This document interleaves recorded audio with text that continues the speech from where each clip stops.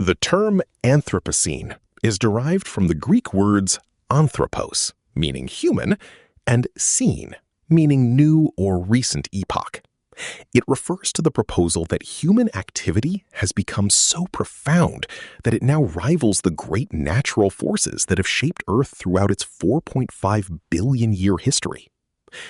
For millions of years, Earth's transformation was driven by tectonic movements, volcanic eruptions, glacial cycles, and asteroid impacts. These events defined geological epochs such as the Jurassic, the Cretaceous, and the Holocene. Today, many scientists argue that humanity itself has become a geological force. What makes this claim remarkable is not simply the scale of human civilization, but the speed at which change has occurred. In barely 2 centuries, an insignificant moment in geological time, industrialization, fossil fuel combustion, urbanization, intensive agriculture, and global trade have altered Earth's atmosphere, oceans, landscapes, and ecosystems at an unprecedented rate.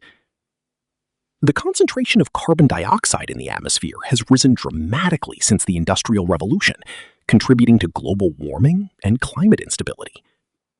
Human activities now influence the carbon cycle, nitrogen cycle, and water cycle, processes that once operated almost entirely under natural control. Perhaps the most striking evidence lies beneath our feet. Concrete has become one of the most widely used materials in human history. Plastic fragments are now embedded in deep ocean sediments and Arctic ice. Radioactive isotopes released during nuclear weapons testing in the mid-20th century have spread across the globe, creating a distinct geological marker. Future geologists may identify our civilization not through monuments or written records, but through these enduring signatures preserved within Earth's crust.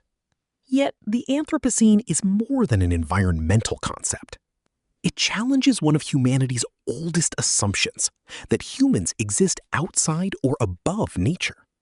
Instead, it suggests that civilization and the Earth's natural systems have become inseparable. Economic development, technological innovation, biodiversity, climate, agriculture, and public health are now interconnected on a planetary scale. A decision made in one nation can influence ecosystems thousands of kilometers away. One of the most significant debates surrounding the Anthropocene concerns its beginning. Some scholars associate it with the Industrial Revolution of the late 18th century, when coal-powered industry transformed economies and accelerated greenhouse gas emissions. Others identify the Great Acceleration after the Second World War, when population growth, energy consumption, industrial production, fertilizer use, and plastic manufacturing increased exponentially. In 2023, the Anthropocene Working Group proposed that the mid-20th century provides the clearest geological evidence for this transition, particularly through globally distributed radioactive markers. However, the formal recognition of the Anthropocene as an official geological epoch remains under scientific debate. The significance of the Anthropocene extends beyond geology. It has become a framework for understanding the defining challenges of the 21st century: climate change, biodiversity loss, ocean acidification, resource depletion, pollution, and environmental justice. Increasingly, it also shapes discussions in economics, political science, philosophy, ethics, and international relations. It asks a profound question. If humanity has acquired the power to reshape an entire planet, what responsibilities accompany that power? Ultimately, the Anthropocene is not merely the story of environmental degradation. It is the story of human influence.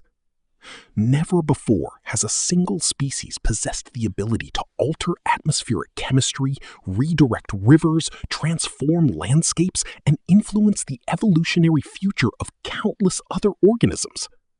For the first time in Earth's history, one species has become capable of determining the trajectory of an entire planet.